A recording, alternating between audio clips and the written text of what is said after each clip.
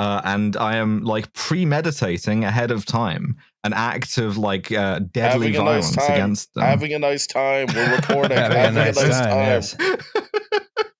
So no, I'm not gonna. All I'm gonna do is I'm gonna like get their job taken from them and like sue them. No, that's fine. You put those law skills to work, girl. Oh yeah, definitely. I'm calling the solicitor in the morning, and it's gonna be a whole thing. So I need to disclose to our listeners, as an apology ahead of time. I am on vacation with my girlfriend's family at an undisclosed location. My girlfriend's sister has taken up the kitchen table, so I am recording outside in a resort community. And you also sound like you have the fucking Hunter virus. Is the thing. Alice, I have been drinking nonstop for 4 days. Nice. I feel great. I'm wearing white sweatpants and a camo hoodie, so let's hope I don't get my period. All right. Scene here. Let's get started. Scene here is what Alice is gonna do tomorrow morning to the city of London. That's right. Yeah. Because I am deranged with fury. You know, I just realized. Yes, Roz. This is a picture of the wrong fire.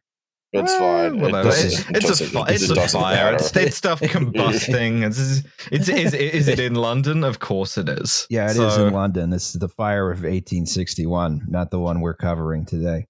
Well, we're only off by 205 years. Everything before like 1870 happened at the same time. Yeah, you know how like it's been 2016 for the last 5 years, and also it's already 2030. It was a lot like that, in that like everything prior to the 1870s was just a day. You know, I took one look at that phantom time hypothesis, and I was like, yeah, that sounds about right to me. Gary Kasparov believes it, you know. Yeah. Does Kasparov believe that? Yeah. Oh. I don't know if he's backed off of it now, but he was like one of the big like adherents of the like missing time theory. Yeah. So, welcome to Well, There's Your Problem. It's a podcast about engineering disasters with slides. I'm Justin Rosniak. I'm the person who is talking right now. My pronouns are he and him. Okay, go. I am Alice Caldwell Kelly. I am the person who is talking now. My pronouns, she and her. Hi, I'm Liam Anderson. My pronouns. Yeah, under protest. The time zone difference is kicking my ass a little bit. My pronouns are he and him. That, and I've been drinking. Where are you? An undisclosed location. Oh man! I'll tell you where I am. Mount Weather's really nice this year. Yeah, huh? I'll tell beautiful, bright, sunny, redacted. Yeah, beautiful. Yo, I'm in a place known for its beautiful weather. It's gray. It's overcast. I'm in as far as I know, I'm in some sort of resort community. I wanted to be, the last couple of days have been a blur. Oh man. Fear and loathing in unannounced location. Redacted. Yes. All right. So what you see in front of you are buildings. They're on fire. This is the wrong fire. But it is in the right place. 1 for 2 ain't bad. I was saying before we started, man, the slides for this are looking great. I'm really happy with how these came out. Already screwed this up. Today we're talking about the Great Fire of London of 1666, not 1861 as is depicted here. It's what happens when you don't read things before you put them on the slide. I don't even know how to read, so honestly. Yeah. Should I start drinking scotch now or later? Now. Yeah, I guess now. All right. Yeah. So, anyway, yeah, today we're going to talk about the Great Fire of London.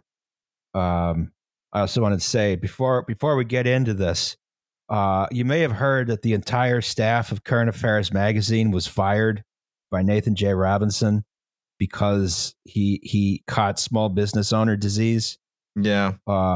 I just wanted to say, you know, I know these people, they aren't like Afghanistan refugees but like, they have there is a solidarity fund you can contribute to. I'm going to put that in the description, right?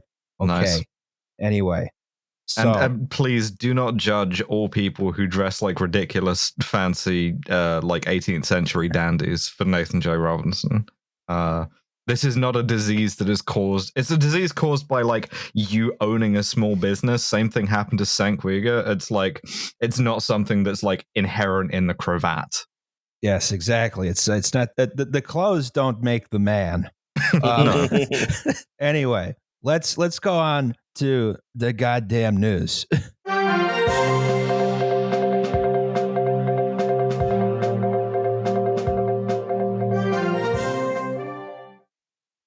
Yes. As its corrupt and despised leaders flee their offices with suitcases full of cash, the nation of Afghanistan faces an uncertain future.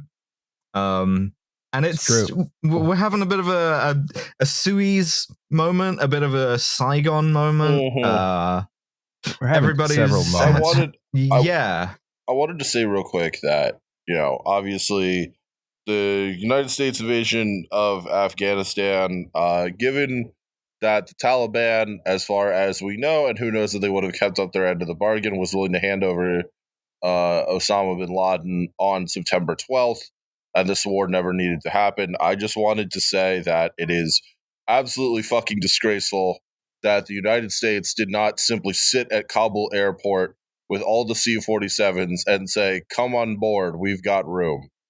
It's absolutely a fucking atrocity. We should be ashamed of ourselves as a country. We should be ashamed of ourselves as human beings. My position is that you can hold the airport basically ad infinitum. What are they going to fucking do about it? And you simply load up the C-47s and you say, come on board. And if you're my dad, and in his ingenious ways to his counter to people who are like, well, where are you going to put them all? Was Guam for some reason? My dad was just like, Guam's nice. We're going to vastly enrich the culture of Guam. Not in a xenophobic way, but just like, they're so worried about where we're going to put them. That's what Guam's for. And then he went, and then he said, who said imperialism is bad? Oh my god! This is just like classic empire stuff. Of like doing a horrible idea, doing it badly, and then even as you end it, you fuck up doing that too. Right. I mean, cut and run, exactly. Yeah, and now it's China's problem, which I wish them every success with it. I'm reminded of obviously how we fucked over the Kurds, but you remember that I think that No Reservations episode where the Kurdish man is saying to Anthony Bourdain like, "Oh, the United States are our friends, and like we know that we can trust the United States." Like obviously, as leftists, as anarchists, or as an anarchist myself, you too as communists, you shouldn't have any faith in empire, but like you should believe that it can still hurt your feelings. It can still hurt your feelings, right? Because you could absolutely have simply sat at Kabul airport with all the C-47s, and if the Taliban or whoever tries to take an advance on Kabul airport, you simply blot out the sky with daisy cutters. Well, I mean, the fun thing is, Britain in particular, we're getting absolutely deranged about this. Because I've seen this.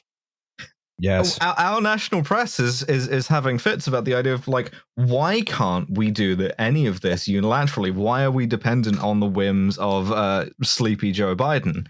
And the answer is because we haven't been a world power in going on 70 years, but we've hyped ourselves up so much that we still absolutely believe that we are, and we've alienated every other possible ally. So we're just in with you guys. We're not even a junior partner. We're just along for the ride, but we cannot accept that. And so we're just like, you have all of these Tory MPs who like, we're all like, guards officers in Afghanistan who are like, well, I think we should just go back in and reoccupy the place. And I'm like, no, sorry, that's not your decision. That's the decision of one senile man in Washington, D.C. They couldn't even do that at the height of the empire's power. No. They got their asses kicked in the 1840s. Also, yes. In the 1880s, I think. Mm-hmm. I can't. There have been 3 British invasions of Afghanistan. Yeah, one really disastrous, 2 only mildly disastrous. And for more about Afghanistan, please listen to our sister show, Lions Led by Donkeys. Yes, the Soviet Afghan arc taught me a lot about, I guess, Afghanistan. But yeah, I just want to. Alice had a really good point about it can still hurt your feelings and it can still be disgraceful that you don't do the best you can to the thing that get everyone on the planes. The thing that got me with the Biden administration that activated a sort of like Tory lobe of my brain that I didn't even know existed was the Biden administration briefing that like the Afghan national forces, they lost the war because they didn't want it badly enough, and they didn't have like the will to fight. And I was just like, and not only is this disgraceful, it's like actively dishonorable that you would say this. Yes. I had the same thought about a country that had like an order of magnitude more combat casualties. They in took this 20 times more casualties war than we did. Like to say, and also like, if you're my age, I'm 29 years old. You saw the first Afghani civil war. You saw the Taliban make incredible advances as a child, and then you've known nothing but conflict for 20 years.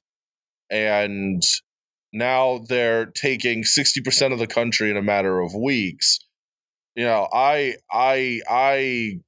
don't know how much I'd like my chances if someone came into my village and said, yes, we know you're part of the Afghan National Army, but I've got your baby daughter here and a bayonet to her throat.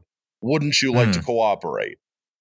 Or even just the opposite of that, which is the, would you like to get paid for the first time in 9 months? Yeah. And not have your commander steal all your money and or a warlord or whomever. Yeah, we put the worst people in the country with like maybe one exception in power, and now the maybe one exception are in power instead, which is just fantastic. Yes. 20 years, almost perfectly coming up to the anniversary of 9/11, and it would have been more profitable and more moral and more effective, not just for the United States, but for all the peoples of the world, if the response to 9/11 had been to do nothing. Yep. All right. Well, in other news. Meanwhile, as its corrupt and despised leaders flee their offices with suitcases full of cash, the nation of New York faces an uncertain future. He has resigned. Andrew Cuomo resigned. I didn't think he was gonna. I didn't think he was gonna. I really didn't think he was gonna. Drop from the last episode where I, stupid, was like, yeah, he's not gonna fucking resign. Of course he did. Roz and I thought that he would say sort of psych at the 11th hour and simply and I don't know, organize some sort of presidential coup. Yeah, I thought he was going to use. I thought he was going to use Hurricane Henry as an excuse to stay in office for a bit longer. I really did too, and declare some sort of out. Yeah. I mean, he managed to like abandon his dog on the way out, which was quite funny. Curtis Slew is now like in Albany trying to mount a rescue mission for Cuomo's dog Captain. This guy's a piece of work with Ironwoods, but in terms of I want to say again, I made the point when we recorded the Cuomo episode, but when these people, whether they be like on your team, ostensibly on your team in quotes, you know what I mean, you should be absolutely fucking furious when people do this. Like not just like like I know that it's hard to still get angry at shit like this when we know about Epstein and all that, but like no, you should still be pissed off. Like you should still be pissed off Andrew Cuomo should have a nice time. No, that's fine. You didn't say what he should have been beaten with. It could have been anything. It could have been like a wiffle bat. Yeah. I just like, man, I am so fucking, I'm tired myself. Obviously, we're all exhausted all the time because everything sucks ass, but you can still get pissed off when people fuck up like this. And he managed to compromise like times up on the way out too, which another great move. Yeah, I hate these fucking people. Hear the voice one more time for old time's sake. Yeah, Roz. I just want to tell the people of New York, thank you for electing me to office. There's a great fucking article. By great, I mean it's a terrible article by one of these women who was like, I'm a Cuomo-sexual back in the day. It's like, are me and all of my friends stupid? No, I don't think so. I think we were fooled by like the Svengali like powers of Andrew Cuomo. Seen here being the most seductive man in New York. It truly is a sad day for Italian Americans. This just goes to show representation within the institutions is never going to be profitable. It's never going to get you what you want. Right. The system reifies itself. You don't solve capitalism with no Italian capitalism.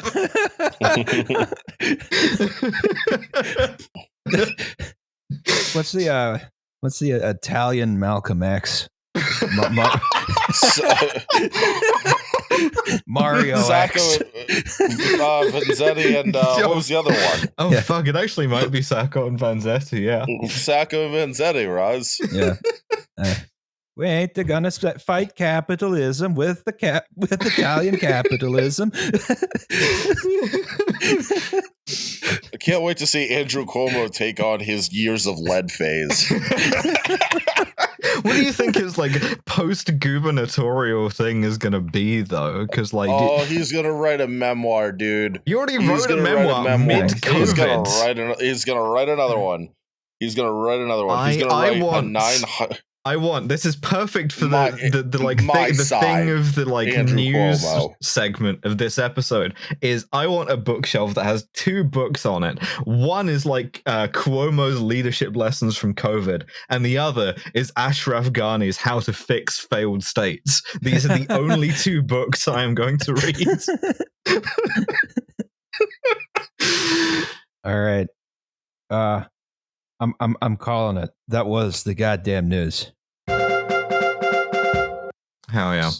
So we have to start by asking a question. Mm-hmm. What is London? It's the only city in the United Kingdom. It's true. There's no others. You may have heard of Birmingham. That's in Alabama. Manchester. That's in New Hampshire. That's right. That's right. Newcastle, I'm pretty sure, is in Australia. No, I genuinely cannot stress enough how much, like, if you haven't lived here, because I grew up in London, London is the only place in the United Kingdom. Everywhere else is like devoted to the service of London. It is like the only place that's allowed to be. It is the United Kingdom's elder god. Yes, absolutely. All other cities must pay tribute. Yes, and it's shit. It's absolutely shit. It's a shithole. I've picked out Liverpool, client state. Yes, literally. Yes. I did a sort of like I did myself a brain injury here, picking out a little mood board of like things I can think about when I think about London. And you know, we have like some pigeons shitting on some Boris bikes. We've got Pound World. We've got a guy on a penny farthing in Shoreditch. Ugh. We have those guys. The 2 guys who opened the cereal themed cafe that like costs £3.50 for a bowl of cereal. We have local newspaper advertisements, most notably Ghost Haunts Council Flat. Previous episode, the Grenfell Tower fire. A parking dispute and a screenshot from Children of Men, and that was how I was able to like sum up what London's deal is. And there's a part of London called the City of London. Yes, which is different. Yes. It's not the City of London. The City of London is different from the City of London. Yes. The City of London with a capital C is like roughly a square mile of like essentially enclosed mercantilist bullshit that like is also the financial center of London. And it has its own sort of boundaries. It has its own police force. It has certain like legal privileges, like the Queen cannot enter the City of London without advance written permission. And admittedly, that's very tight. Yeah. But like the whole deal is that it was like entirely a sort of like merchant enclave.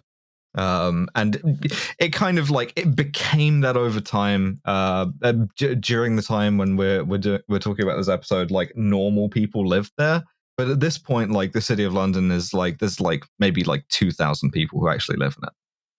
Yeah, 2,000 people and shitloads of corporations. Oh yeah, because it's just all like a bunch. It's tax advantage too, so it's kind of like Delaware. Mm-hmm.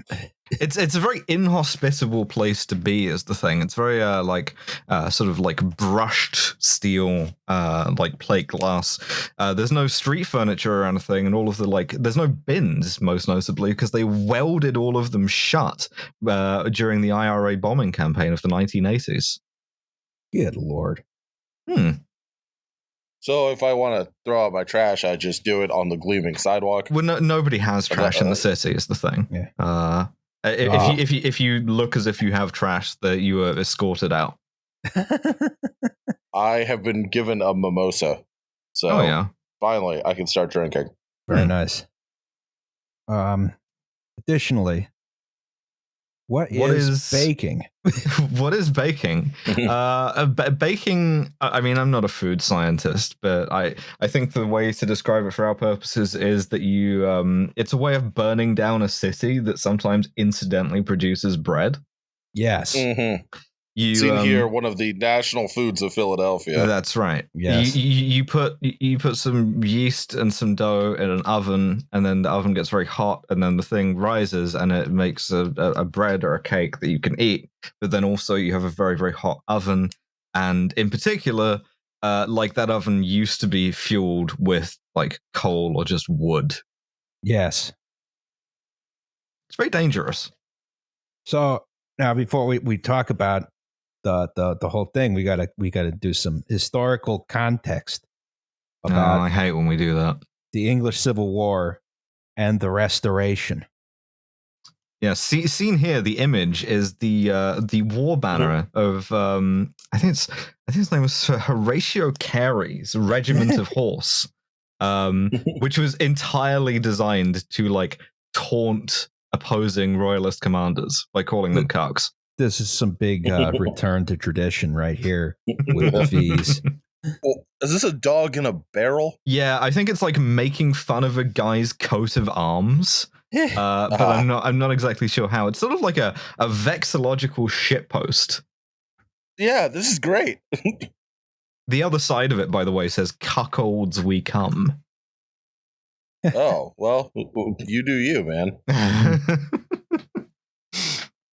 Alice, you wrote this slide. Tell us about the English Civil War. No, I didn't. June wrote the slide.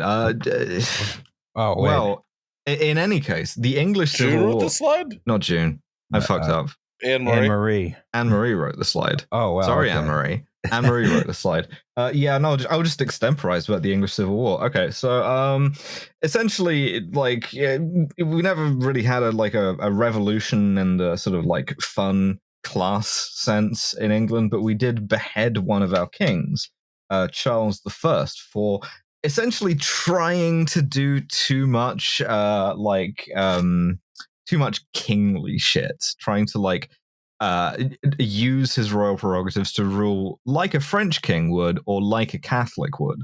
And those two things are going to be like very closely linked in the English imagination of like foreignness and Catholicism. And so, like, out of a combination of sort of like desire to preserve the largely invented but like somewhat like popular rights of Parliament against the king, and also to preserve Protestantism and Puritanism, Parliament raised an army and fought the king and won, and Charles I got beheaded at the banqueting hall in London. It's I mean, this sort of resulted in a period of like purge and counter purge, and also resulted in Oliver Cromwell making himself making himself Lord Protector of England, abolishing the celebration of Christmas, and also doing some of the worst war crimes in England's history, which is saying something in Ireland. He tried to like pass this like Lord Protector thing onto his son. Didn't really work out, and we got the Restoration, the Glorious Revolution, where Charles II, Charles the son, got returned from his sort of like very fancy boy upbringing in France, and brought back a lot of fun French things, but hopefully no Catholicism. All right, well. Without hesitation, deviation, or repetition. What does that mean? Oh, it's from Just a Minute. It's like a BBC radio show where like the guests have to like talk about a thing about which they sort of vaguely know for a minute without hesitating or repeating themselves or going off topic. So I was conveying that I was proud of myself that I had managed to like do a sort of potted summary of the English Civil War. I see. So like one of the effects of this, right, is that London is a big stronghold of like, I guess you'd say republicanism, right? Yeah. They were big on Oliver Cromwell. They didn't like the monarchy, right? The Restoration happened 1660, I think. Yes, that sounds right. 1658, 1660, yeah. Yeah. So, we're about 6 years past this in London, right? So the English Civil War is over. The Restoration has just happened. They just had a plague outbreak, right? The immediately previous year, yeah. Yeah. And London at this point was a big city. I want to say about 500,000 people, which for 1666, that's a lot of people. Massive, right? Gigantic, yeah. They sort of grew over a long period of time, relatively rapidly, from being sort of the consumer of last resort for the Hanseatic League, right? Which you can learn about a little bit in our beer bonus episode.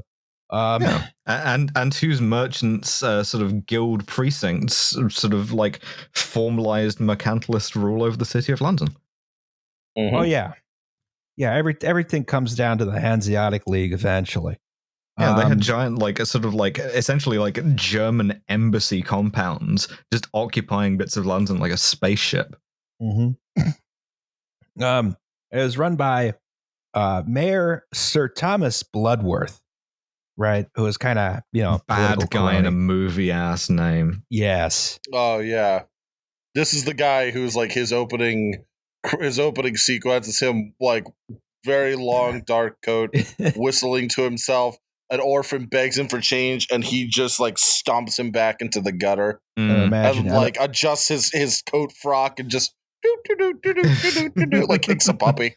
I should also point out that like trying to get the formula for the everlasting gobstopper. Yeah. Also, I should point out that like England is more or less in sort of a cold war at this point. Like we're still deep in the morass of the European wars of religion, which is to say that there's this absolute paranoia that Catholic Europe, Spain in particular, France in particular, are just going to come over, invade, and make everybody be Catholic. The worst thing you can be. Yeah, that's and they're trying to get the recipe for the everlasting gobstopper. Exactly. Unbeknownst unbeknownst to them, Willy Wonka is a commander in the IRA. Now, if you'll follow my diagram. Yeah, they wouldn't let Willy Wonka on TV because Thatcher banned him. Yes. Also, we actually were at war with the Dutch at this point, but but kind of like one of those on again, off again trade wars. Where like occasionally, won't they? Yeah, I think they had it's one of those things where they every once in a while they sail up the Thames and set fire to a bunch of stuff. Sure. But for the most part, it's like some light piracy. Yeah, flirting by burning down Rotterdam.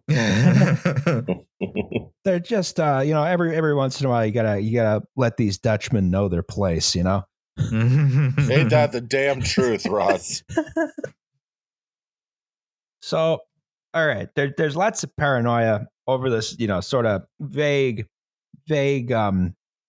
Cold War-ish sort of situation in London. Now, London is a big city, and it's made mostly of wood and wattle and daub. That seems foreboding. Yes. One of the most common types of buildings was a sort of tenement, right? And these were all built with a technique called jettying, right? You can see here, each successive floor cantilevers out farther than the floor below it. Oh, yeah, it looks real dangerous. Oh, yeah. And one of the weird things is this actually made the buildings easier to build. It also gave you a little bit more floor space. Supposedly, it made the building a little bit more stable. Just because of how the woodwork is done, right? Makes the streets very narrow at the top, though. Kind of blocks out the sunlight. You get these long, sort of winding lanes. It used to be a sort of a measurement of these things that, like, if you could actually like reach into the house across the street from the top floor. Yes, and the ones we see on the screen here are only 3 stories tall. Some of the ones in London would go up, 6 or 7 stories, right? So essentially touching each other at the top. Right. It's some like Harry Potter Diagon Alley shit. Jenga ass city. Yeah. It's all extremely janky. And in addition to this, London had a whole lot of warehouses, right? Yes. A warehouse is a place where you store stuff, right? Yes. We don't really do those anymore because we have just-in-time logistics, which works really well. But also, particularly for London, like, you have to put the warehouses by the river because all of the stuff comes in and goes out by the river. And ideally, you want to move this shit as little as possible. Like, if possible, you want to, like, move it off the ship and put it in the warehouse with the same crane. This is, I think it's the Pool of London, but this is 18th century, and you can tell that it's 18th century. Sorry, the what of London? The Pool of London. It's like a sort of it's like a sort of like lagoon, I guess. It's where everyone can go for a swim.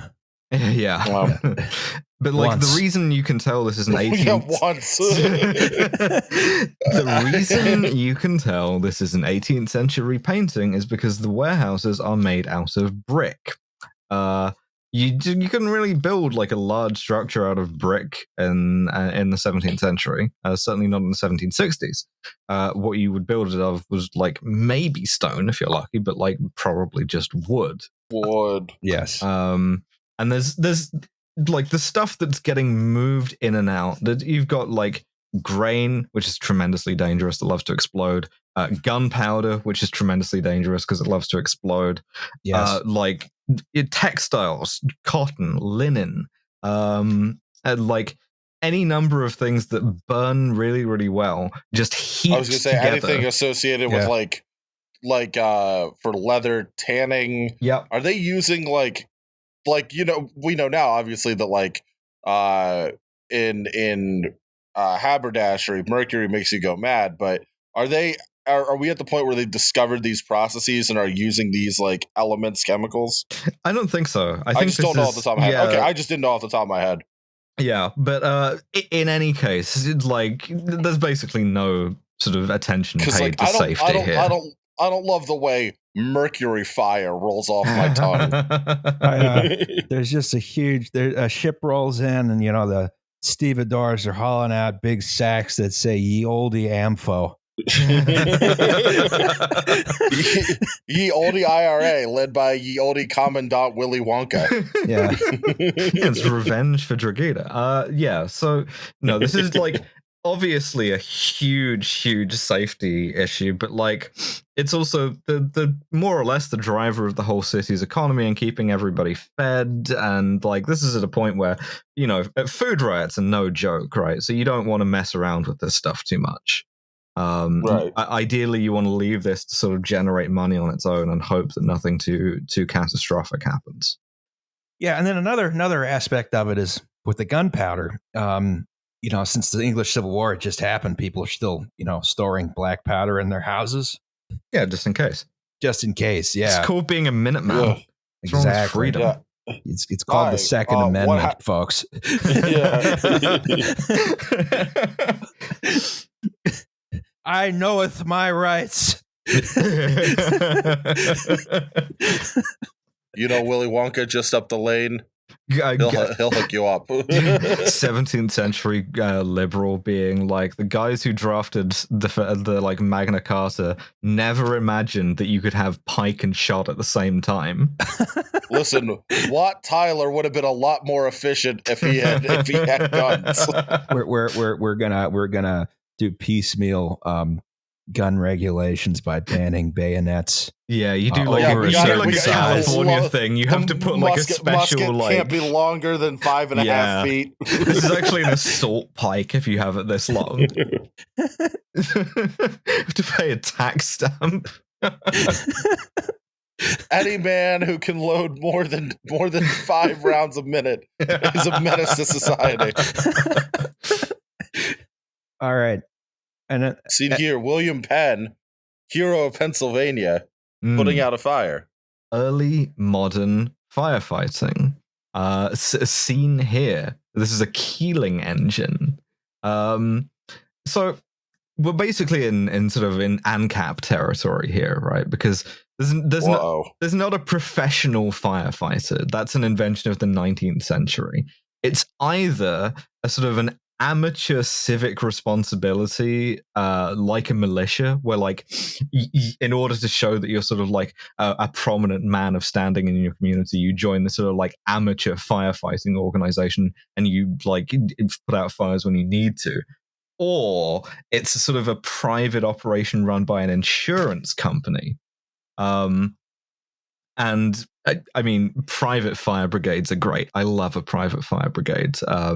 Ever since, like, at a minimum, ancient Rome, like Crassus, who you may have heard of as one of the conspirators to assassinate Julius Caesar, the richest one, the money guy, he got rich by owning private fire brigades. And the thing with a private fire brigade is that you only fight fires in the buildings that you insure. You typically have like a little plaque up on the outside that says, you know, this house is insured by such and such a company, therefore please put it out when it's on fire.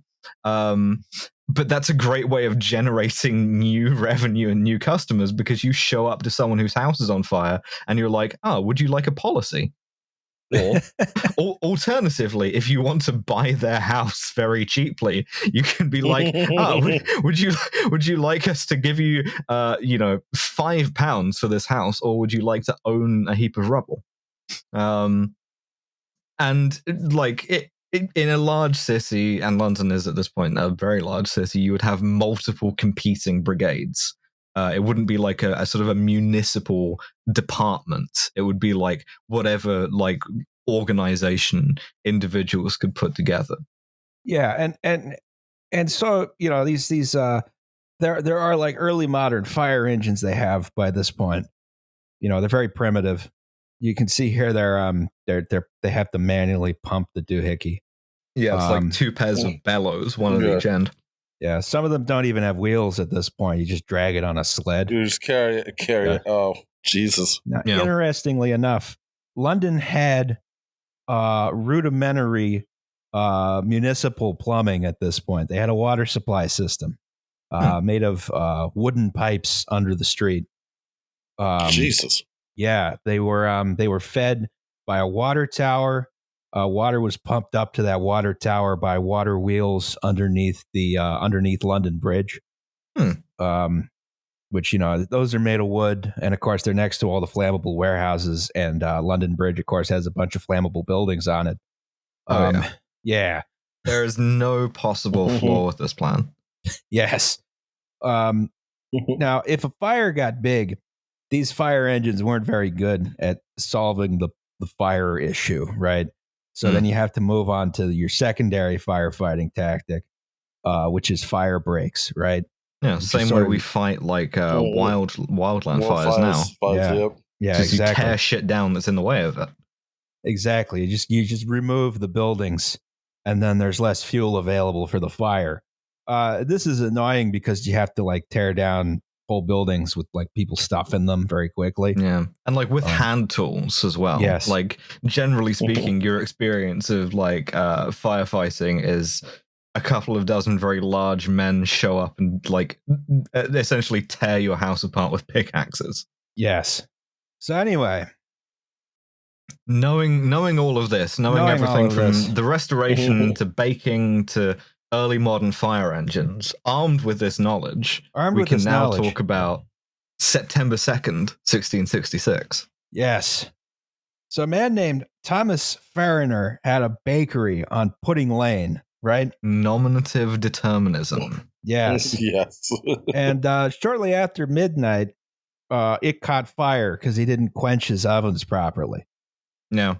He claimed that both he and one of his daughters checked to make sure there were no embers, and he raked over the coals to make sure that the ovens weren't smoking. I submit, given that we can't libel a guy who's been dead for 400 years, that this is what we might call a lie. To wake up in the middle of the night. He's tired. Yeah, he's tired. Long day of baking the tasty cakes. Yeah, exactly. Yeah. He's got, there's some sort of evil megalomaniacal corporation moving in on Pudding Lane. Yeah. He's got to stay up all night worrying about Catholics. He and his family managed to escape the fire by climbing out of a window. Yeah. Their maid wouldn't leave the building, though. She didn't want to fall out the window. As a result, she died in the fire. Oops. Lady, fall out of the window. Fall out of the window. It's better than the alternative. Yeah. I mean, even knowing 17th century treatment for a broken leg or something, I still you just jump out the window. Yeah. So the neighbors woke up and they were they came out to help try and douse the flames too, but they didn't quite put it out, right? And about an hour later, the firefighters showed up, the sort of private fire brigade, and they determined that, all right, we're probably going to need to do a fire break to contain this properly. And the neighbors from that time to this, firefighters have loved doing this shit. Have you ever seen a firefighter when they work out that they're allowed to break in a window or a door? They love that shit. Really fucking or use exciting. The jaws of life. Yeah. It's oh shit, I get to break stuff. Yeah. Guy not even looking. Yeah, I think we're going to need a fire break for this. Yeah. The one that really gets me. Go ahead. So the neighbors protested this decision. They're like, "I don't tear down my house. It's your job to put out." Yeah, but they didn't want to lose their homes and businesses, so they have to call the mayor to issue the order to tear down the houses. Right. Now, by the time Mayor Bloodworth arrived, the adjacent houses were also on fire, and an even larger fire break was necessary. Right. Firefighters are just yeah, you called it. Yeah, you stall for time, baby. Rubbing his hands together. And Mayor Bloodworth, was unwilling to, start condemning houses and, start. Those are votes. Yeah, those are votes. Yeah. That's the property of his cronies as well. And he told the firefighters, Nah, just put the fire out. Put the fire out. He said a woman could piss it out and left. Oh, okay. All right, bye. Well, what he doesn't know won't hurt him. Fire breaks. Breaks everywhere. So that's such a great move to be to the firefighters. Yeah, have you tried putting it out? Idiot. If you try, yeah. As we know. Put the wet stuff on the red stuff. Put the wet stuff on the red stuff. as we know from the Texas oil explosion, many firefighters had to stand in the line, proudly jerking themselves and their buddies off. Yeah. A heroic elephant walk in the face of grave danger. As the mayor of London said, a woman could come it out. Yes. So one of our biggest primary sources here is the diary of Samuel Pepys, who was a member of Parliament and I think later Chief Secretary of the Admiralty. Oh, yeah, he wrote like volumes and volumes of diaries, of which he documented everything. And my favorite line from any of Pepys's diaries is about his neighbor's toilet leaking. And so he records in his diary that he stepped out into the street and doing this sort of restoration thing of capitalizing every word, stepped directly into an great heap of turds. Yes. So Sunday morning, this fire has been burning all night. He ascended the Tower of London to view the conflagration, right?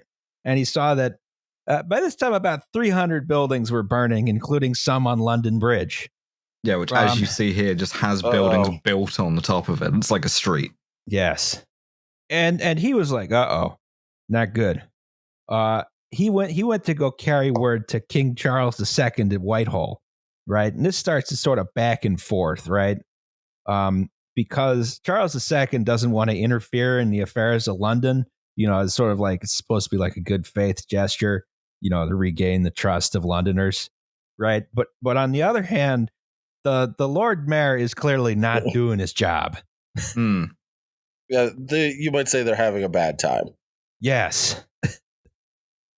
So, when Charles II learns about the fire, he tells Pepys to go back and tell the Lord Mayor to start doing some goddamn fire breaks, right? And Pepys goes back. He finds, Lord Bloodworth is not doing so great trying to command the fire breaking effort, right? He's having an anxiety attack. He's quite literally having an anxiety attack. Yeah. He's like a fainting woman, I believe he was described as. So, and he was saying that, the fire breaks that he ordered, the fire was overtaking the houses before the breaks could be completed, right? And eventually Charles II came down to inspect the scene himself because, if you want a job done right, I guess you got to do it yourself. And he saw, of course, that, the fire breaks weren't really being done at all. And just completely overrode the Lord Mayor to get them done properly. But by this time, the fire is very bad. I mean, it's sort of a raging inferno. It's creating its own weather and updraft, feeding the fire through, sort of natural convection currents, right? So you can see this diagram up here shows the city of London, including the original Roman walls, and sort of the pink area is the burned area at this time. That's the Tower of London on the right there. Yes. Gotcha. I think that's actually St. Paul's is the cross thing too. Yes. So on day 2 of the fire, they didn't put the fire out. They haven't really contained it by this point, right? Oh, good. Yeah. So day 2, of course, Mayor Bloodworth's ineptitude forced Londoners to come to terms with the fact that, this fire is completely out of control. No one can do anything about it. It was time to get your stuff and get out, right? So this was really good news for anyone with a boat or a cart or who was able-bodied, right? Yeah, it's called entrepreneurship. Yes, good time. Yeah. Good time to start doing this fun thing called price gouging, right? We call it surge pricing now. Yeah, we do call it. It's actually pull yourself up by your boat straps. Ah, very good. Ye olde Uber. Due to increased demand, fares will be higher. Yes. So, hiring a cart was heard to go for as much as £40, which is about, I think, $4,000 today, maybe more than that. Now, back in the day, of course, people owned less stuff. Inflation calculator UK and see if it goes back to 1666. I bet you it won't because they regulated the currency in Yeah, this is only going to go back to like. Oh no, it actually does. Okay, 1666, 40 pounds. What does that get me now? £9,599 and 26 pence. So yeah, would you like to buy a new car, or would you like to like receive passage out of the Inferno? Yes. I can give you that on Xbox, and if you want. Back in the day, I mean, people owned less stuff. That stuff was more valuable, though. So people were hauling out, their valuables, their clothes, their furniture, their books, documents, everything.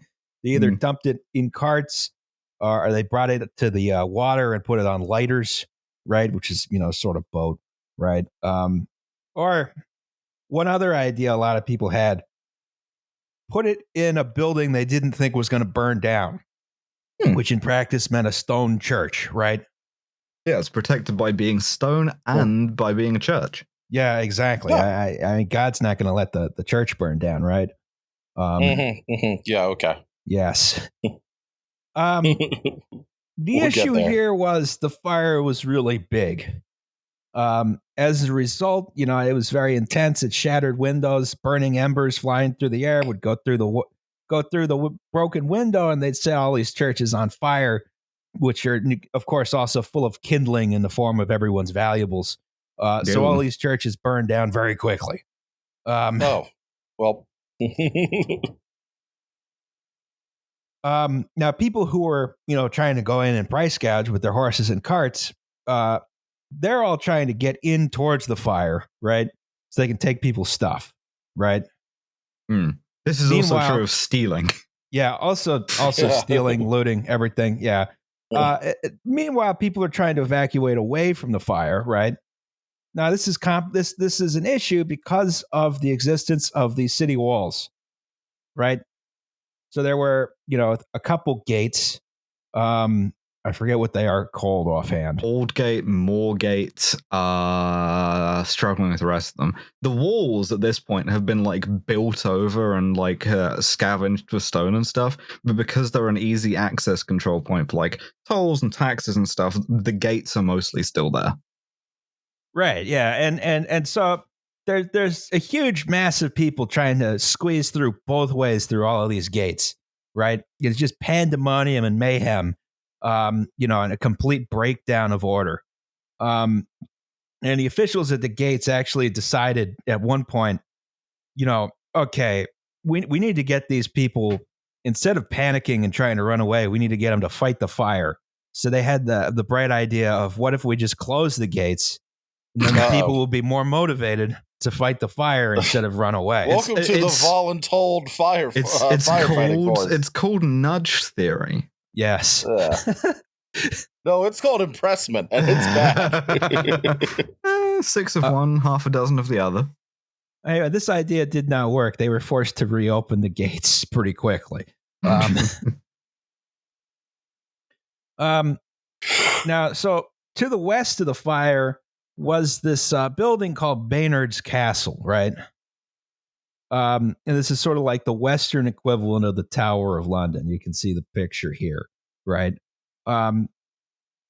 So a lot of people thought, as this fire was burning, once it reaches Baynard's Castle, right, with its big, thick stone walls, it's going to burn out. It can't possibly get past this gigantic building with the huge stone walls, right? Well, it was sort of like a medieval palace, I guess, is what this was. Not really like a castle. Yeah. So this is where the fire was going to stop. Well, what actually happened is it burned down immediately.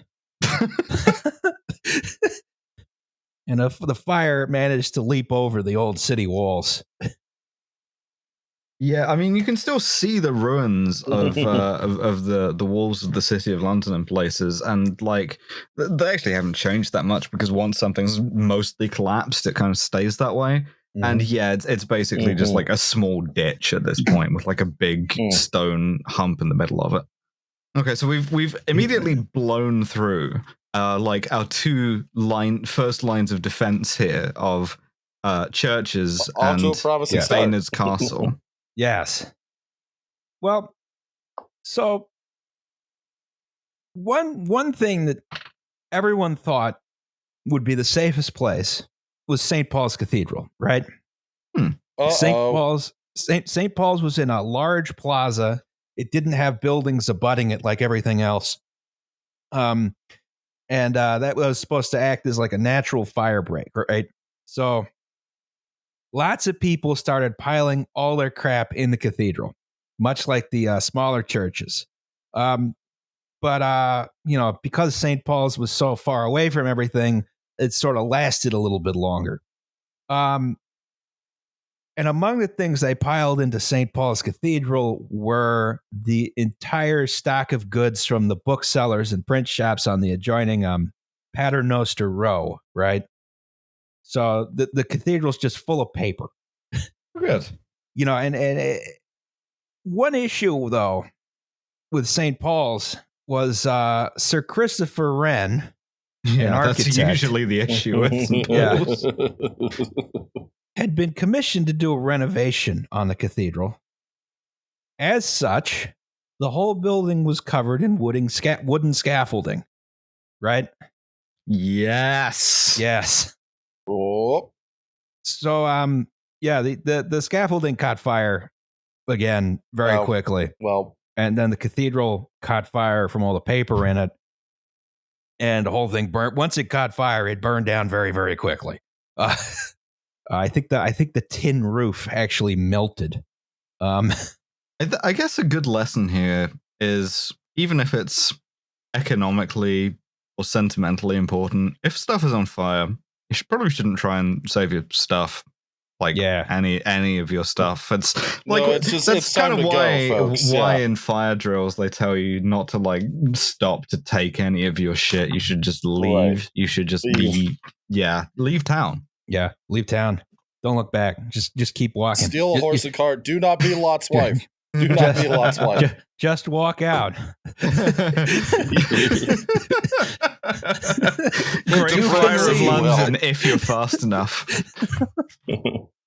So I mean, a lot of people who were trying to escape the fire, they would leave their house and they'd go like down the street to what they thought was a safe house, and then a couple hours later they'd have to move again, and then a couple of hours later they'd have to move again. Right?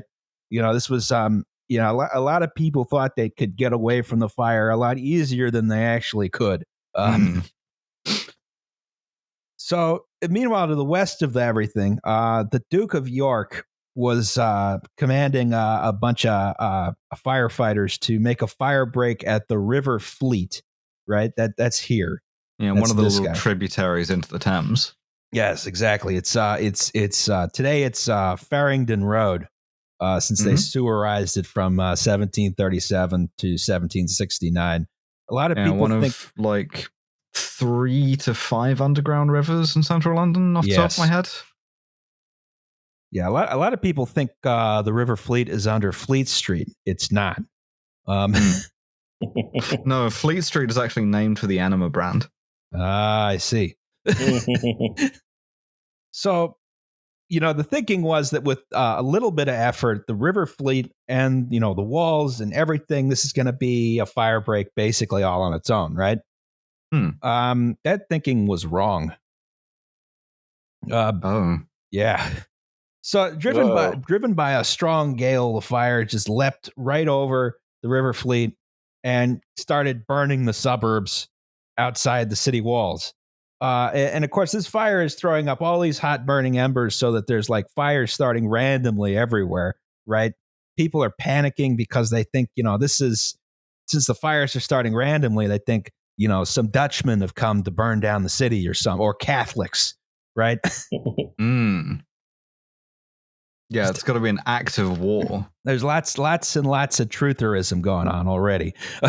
Well, bear in mind that sailing up the Thames and burning down London is like the classic move if you want to fuck with the English. To do it, yeah. This is true. The Dutchman loves to do it, but also even way back the Norse love to do it. It's an easy thing to do. The Thames is not a very defensible river.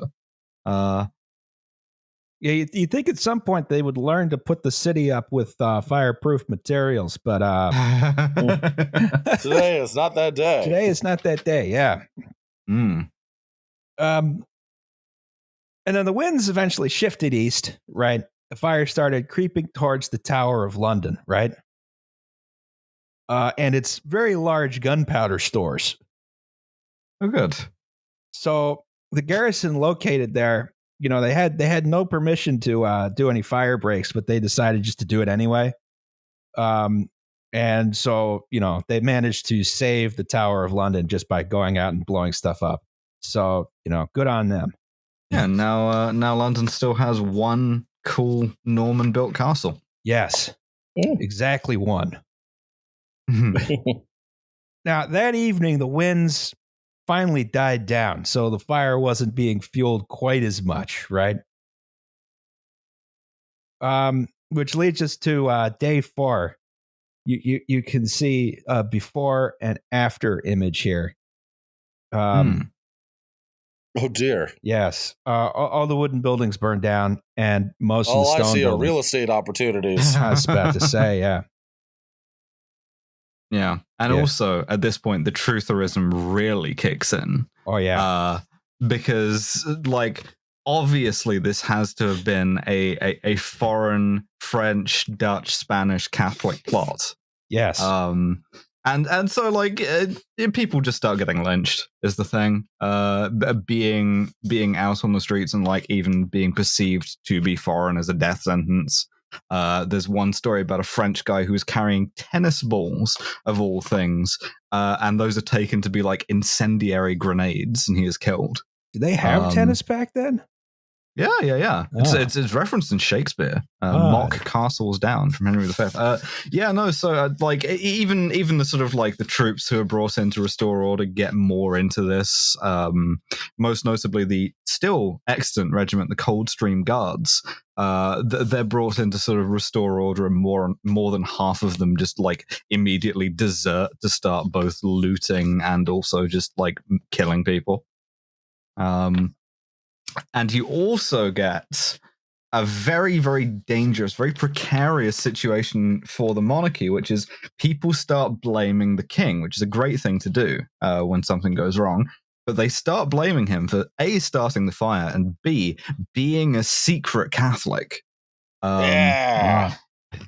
This is, bear in mind, the last time anybody accused an English king of being a secret Catholic, it was this guy's dad, and it ended with him being beheaded. So this is not something that you want to fuck around with if you're Charles II.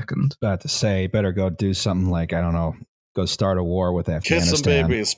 Or kiss some babies.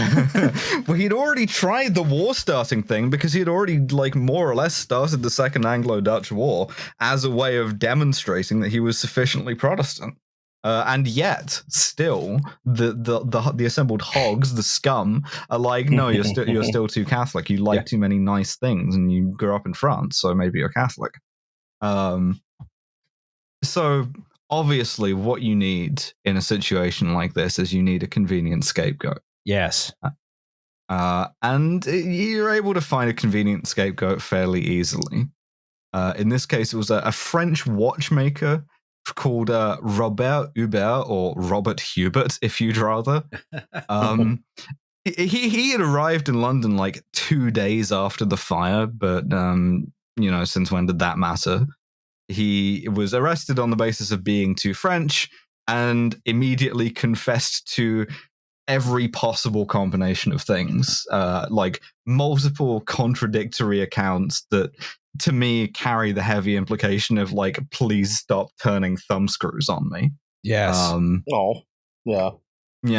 I think what he ended up finally confessing to was that he threw an incendiary grenade through Farriner's window because he was evil, on behalf of the French crown and also the Pope.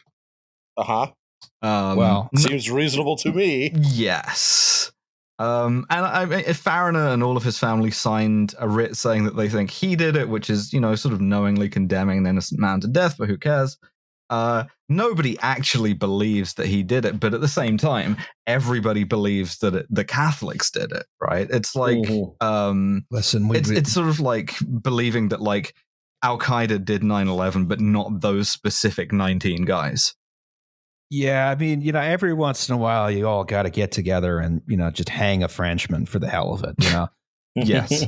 Which is exactly what they did. And this here is the gallows at Tyburn, the Tyburn tree, triangular shaped. And he is sentenced to hang. He is hanged. And as his body is being taken down to be given to the anatomists to be dissected, the crowd tears it apart limb from limb. Jesus Christ. 17th century London was a delightful place. The past was not weird or gross at all. And it was all totally normal. They just time, a more elegant time. Yeah, just physically tearing apart a guy who who was just like in the wrong place at the wrong time. Good Lord. But of course, there are beneficiaries to this. Most notably, the Puritans, who love this shit. Because as much as sort of royalists had suspected London as being the sort of like hotbed of parliamentarianism, Puritans always hated London for the same reason that like all religious zealots hate any big city, right? It's this den of vice and iniquity, which it certainly is. But like now, of course, it has been punished for its sin, as is right and proper.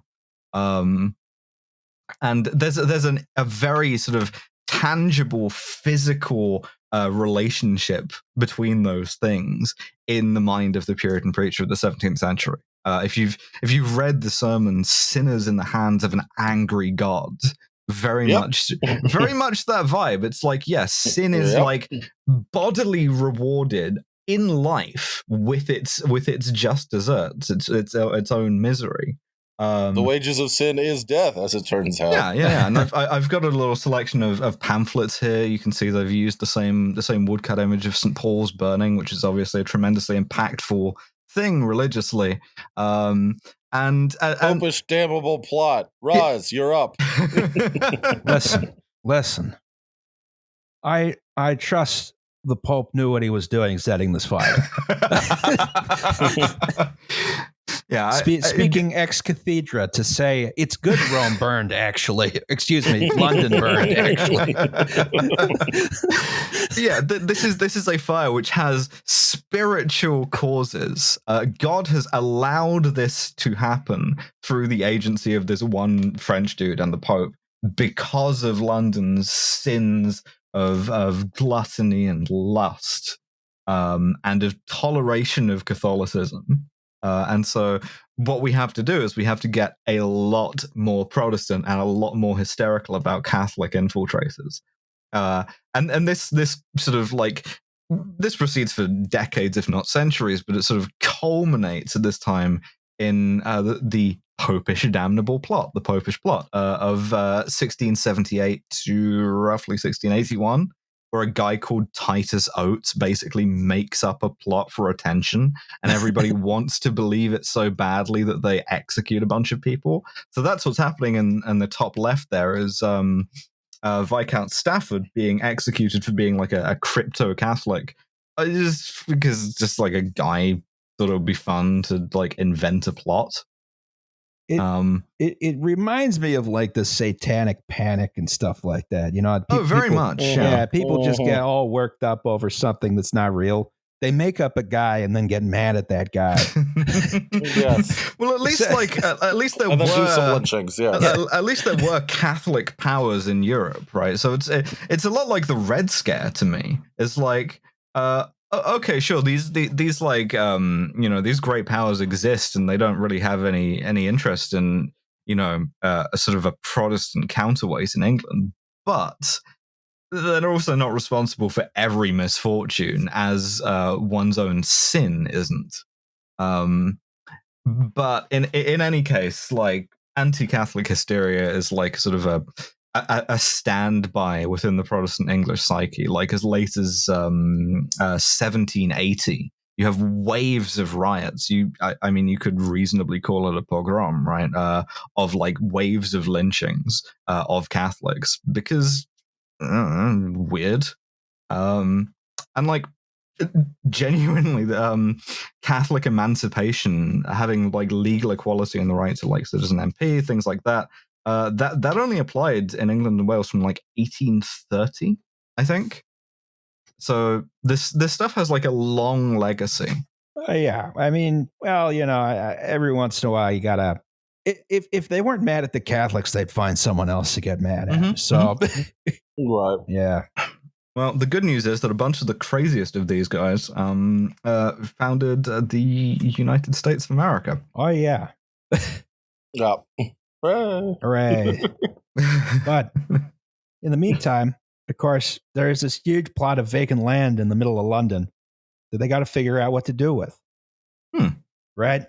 Stealing glass and build the shard. Well, the Enlightenment hasn't been invented yet, so nobody's going to be like, oh, you got to put a bunch of weird Masonic symbolism in here. Exactly, right? So you get this big blank slate, right, which is the dream of every architect of the period, including luminaries like Sir Christopher Wren, right? This is a chance to remake London into sort of a world-class city, one that rivaled any, Baroque planned city like Rome, because Paris hadn't been Haussmannized yet, and Washington, D.C. hadn't been invented. So, this would have been like one of the first great Baroque planned cities, right? So several architects submit several plans for rebuilding London. This is Christopher Wren's right here. You can see the nice wide boulevards, all these nice public squares, stuff like that. I really like his idea for the fleet to like make more of it rather than less. Could have had like an L-shaped London. You could have had interesting. You could have had your own little. It'd be like the Schuylkill, just a nice little river as opposed to a gigantic, annoying one. So Christopher Wren submits a plan. That's this one. John Evelyn also submits a plan, which is sort of different geometric shapes. It's like a bunch of squares, with some of the squares are circles and some of the squares are triangles. It's kind of weird. Just going to Charles II and asking him to rotate 2 cubes in his mind. Yeah, exactly. You bear with me as I rotate a cube in my mind. There was a third guy who submitted a plan. I don't remember who it is, and I don't care about him. And then there was Valentine Knight, right? Who proposed a genuinely awful street grid. Ugly as hell. The plan itself is awful to look at. That's why I didn't put it on here. One of the features on it, though, was it is visually repulsive. But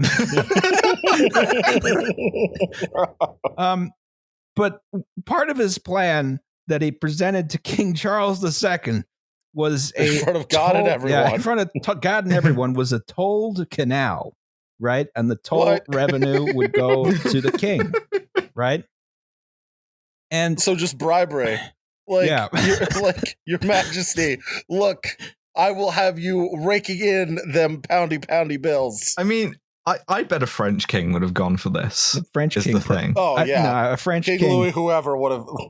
A French king would have gone with something like that, but the plan would have been better. You'd have some Versailles bullshit. So his plan was so bad, and the tolled canal was so offensive to Charles II, who's trying to improve relations with London, as opposed to tolling them, that Charles II had Valentine Knight thrown in prison. The correct response to any architect at any time. Yes. Go to jail. Go to jail. Do not pass go. Do not collect $200. From Cool House, live from the big house. I think he only was in jail for a short period of time, but I think that's very funny. That was a mistake. Back when that was like your sort of minor measure of like official disapproval was to like, yeah, just throw him in prison for like a week. Yeah. This plan sucks. It's like a 10-minute timeout, you know? Yeah, throw him in the dungeon. Take him out like tomorrow. Just let him stew for a bit.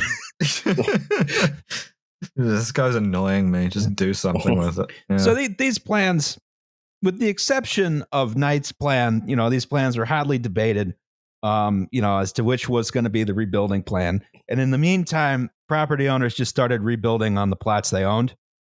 And as a result, none of these plans were carried out, and London retained its medieval hodgepodge streets. Terrible character. Inertia wins again, as it always does with London.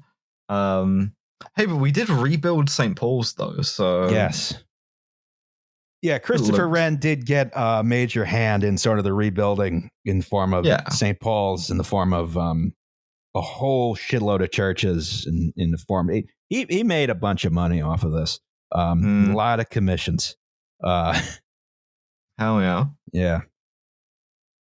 We also did a bit more rebuilding because in commemoration, the city put up a big obelisk, which everyone knows about, and a little statuette of a naked child, which not everyone knows about. Right here at Cock Lane. Interesting. Right here at Cock Lane, yes. So the big obelisk is it's like the monument to the Great Fire of London, but everyone just calls it the monument. It's why there's a tube station called Monument. Wow. And it's a big obelisk. There's stairs. There's a viewing platform. You can go and look out, and like it's got inscriptions on the side showing the fire starting, progressing. It's by sort of Pudding Lane, roughly. And the inscriptions actually blame the fire on Catholics. Nice. The burning of this Protestant city, begun and carried on by the treachery and malice of the Popish faction, but Popish frenzy which wrought such horrors is not yet quenched. They only removed these with Catholic emancipation in 1830, which goes to show that censoring statuary to spare people's feelings is good, and we should do it. They also added those suicide nets on the top in the 1850s because people kept jumping off of it. Kind of spoils the view, but... It's an early iteration of the vessel. More or less. Yeah. Yes. Yeah. I mean, Alexander Pope hated it. He sort of was like a sort of this bullying, looming presence. Yeah. The little naked child, that commemorates the point where the fire was like finally put out, or it was stopped. Called Pie Lane, incidentally, because we go from pudding to pie, which is weird. And like this is also like a profoundly like moralizing statue, right? It's the idea is that the fire is caused by sin, and specifically the sin of gluttony. Oh no. That's my favorite sin. Both too many tasty cakes, but also because this area was a red light district, which is incidentally also the origin of Cock Lane. And it's very, very interesting to me that the prostitution here is like a sin of gluttony rather than of lust. It's like you can have too much of a good thing. Yeah. And so in order to like warn people against the sin of gluttony, they decided to put up a little statue of a fat child. And like that's genuinely like in the design brief. It's like, yeah, it has to be prodigiously fat. Which... Weird, yeah. Very weird. It used to be above the door to a pub called the Fortune of War, which was the like haunt of London's grave robbers. And that's like the sort of like that's the civic commemoration of the Great Fire of London. We didn't actually do anything material. Like the London Fire Brigade wasn't founded until the 19th century. in terms of like actually doing stuff to make it less likely for this to happen again, we just didn't bother. Fat kid statue. Fat kid statue, because that way people are going to be less likely to sin, and if they're less likely to sin, they're less likely to set everybody's houses on fire. I just the Enlightenment was a mistake, but I do enjoy how everyone just did everything in their power to just forget or avoid the idea that this was just an accident. Everyone runs as far away from any kind of material cause as possible, and instead blames it on popery. Which is that's to be we fair, can record easy. A podcast on it. Yeah, it's easy and fun. Fun and easy. Blame the Pope. Just blame the Pope for anything that happens. The door. I'll be right back. Okay. Blame the Pope for everything that happens in your life. If you had a bad day, that was the Pope. You stubbed your toe. Just cursing Rome. Curse the Holy See. Devilish popery. we must launch a crusade against Rome. You lipping around because you stubbed your toe. Yeah. What's another nice mild inconvenience? Stepping on a Lego. Stepping on a Lego? That was definitely the Pope. That was definitely the Pope in Rome. That was the Pope, yes. The Pope in Rome put that. The Pope in Rome is the cause of all of life's minor inconveniences. I'm happily always saying to announce this. I am converting to Anglicanism, I guess. Yeah, the religion that makes you very normal. Yes. Give us the candelabra back. Yes. All right. Well, so we've learned nothing. Nothing. Absolutely nothing. Absolutely nothing. Nothing. Well, we have a segment on this podcast called Safety Third. Shake hands for danger. Hello, Justin, Alice, Liam, and any potential WTYP guest hosts. Hello. Hi. I am a helicopter pilot. Best opening sentence ever. Yes. Hello. You have my full attention. I used to do helicopter construction, but I have moved on to aerial firefighting overseas. Liam, I don't know what the Greeks have done or what they are doing to draw the wrath of the Jewish space laser, but damn, son. They know what they did. Thank you. I'll take you back to the time of the Maccabees. There we were. Thank you for your service, Safety Third writer. Yes. It's September 2017. Hurricane Maria laid waste to Puerto Rico, and my company was hired to help rebuild the Puerto Rico power grid. I assume this was due to popery. Well, the thing about Puerto Rico is they have quite a lot of popery in it already, so it stands to reason that there'll be more natural disasters. It's a good point, yeah. You could do a whole episode on the bullshit that went on rebuilding Puerto Rico, but of all the stupid, unsafe, and criminal things I witnessed in Puerto Rico, this is the one that stands out most in my mind. After arriving in Puerto Rico a few days after the storm, most of Puerto Rico's power distribution system looked like picture number 1 right here. See this? Not good. Power pole has fallen over. For those of you who are not watching on YouTube, the power grid was royally fucked. My job was to use the big ass helicopter in picture number 2 right here. Nice. To pick stuff up and put stuff King? down. Cool. Yes. I think so. Yeah. One of the things we normally picked up and put down were Guide V transmission towers. Picture number 3 here. After setting the base and guy anchors, we fly the tower up the mountainside to the power line right of way. We would hold the tower upright on the base while the ground crew attached and tensioned the guy wires. This was all well and good for the first few days until we started running out of towers to set. Hurricane Maria had turned a large number of towers into twisted scrap metal. After running through the small number of spares that were on the island and stealing towers from a 10-year-old never completed line, materials were running short. So reusing anything possible became the order of the day. One such tower that was to be reused was a structure that had survived the hurricane, but had 2 of the 3 phases, which are the big lines that carry the power, ripped off. The remaining phase was still connected by the insulator, but the cable disappeared into the jungle up and downhill of the tower. The tension of the still connected phase had pulled the tower about 10 to 15 feet to one side and twisted it quite noticeably. See figure number 4. You can see it's leaning. Don't like that. Yeah. No.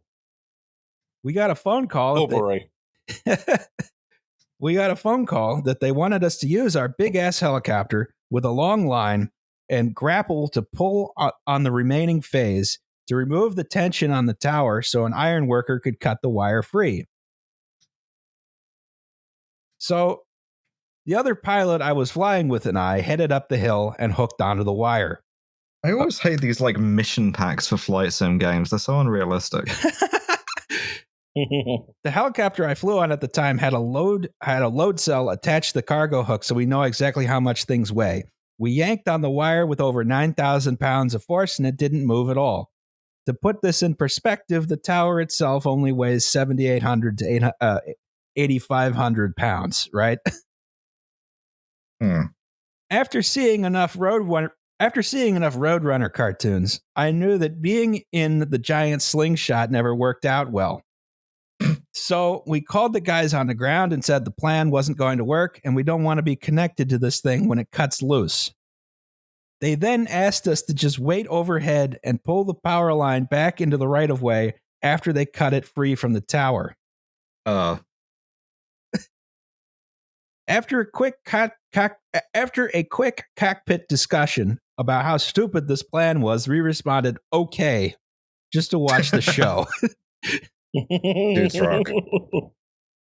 We moved off to a safe distance and watched the iron worker hang off the arm of the tower and start cutting with a huge gas-powered saw. See picture 5. I forgot to put picture 5 on here. Shit. The cable. Imagine picture 5. Imagine picture 5. Yes.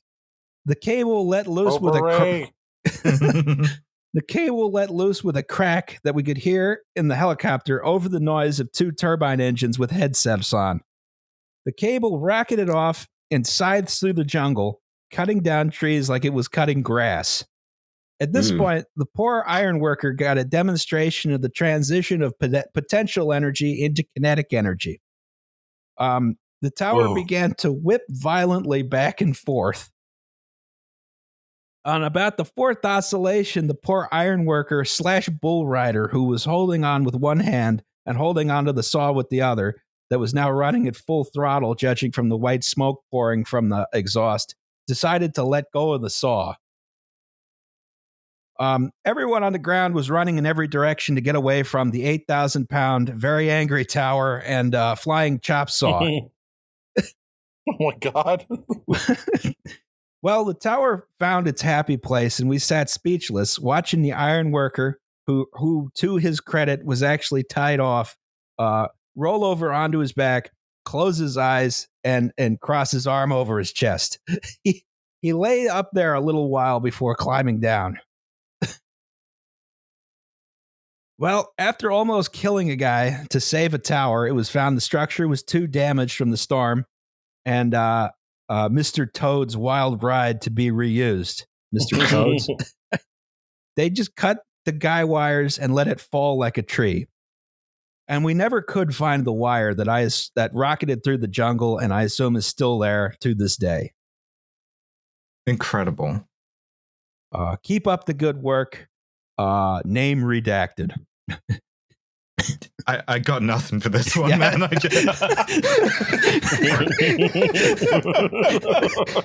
I'm glad that one of the protagonists of the game, Take on Helicopters, is written in. Yeah, this is pretty Looney Tunes. Stay away from helicopters. We cannot emphasize this enough. They are a dangerous machine. Yes. I mean, that the combination of helicopters and high tension wires is a great one. The wacky stuff they do with helicopters around power lines is always astonishing. like the thing where they, guys sitting on the like sideboard thing, and you have to equalize the voltage between the helicopter and the wires, and then you got like the giant saw that hangs below the helicopter, the trim trees. Mm-hmm. It's power transmission. It's wild. It's mixing two incredibly dangerous technologies. Yes. So always a big fan of this. Thanks for nothing. Yes. Well, what have we learned? What have we learned? Everything that goes wrong is the fault of the Pope. The Pope. Yes. Also, do a fire break sooner than you think. Yes, exactly. Start making one now. Tear down your own house. Yes, tear down your own house right now. Make sure it doesn't catch fire. Become ungovernable. Our next episode will be take any of your shit anywhere. Our next episode will be about another disaster caused by popery, which is the Tacoma Narrows Bridge disaster. Anyone got commercials before we go? Yeah, there's gonna be a Trash Future live show in London, the 1st, so like a week from now. I don't know if we're gonna live stream it or anything, but I'm gonna do my best to be there. So I don't know if there's still tickets, but if there's not, just show up outside the venue, which is the Vauxhall Comedy Club, on the 1st of September at 9 p.m. Just be there and like try and like get in. Yeah, be fine.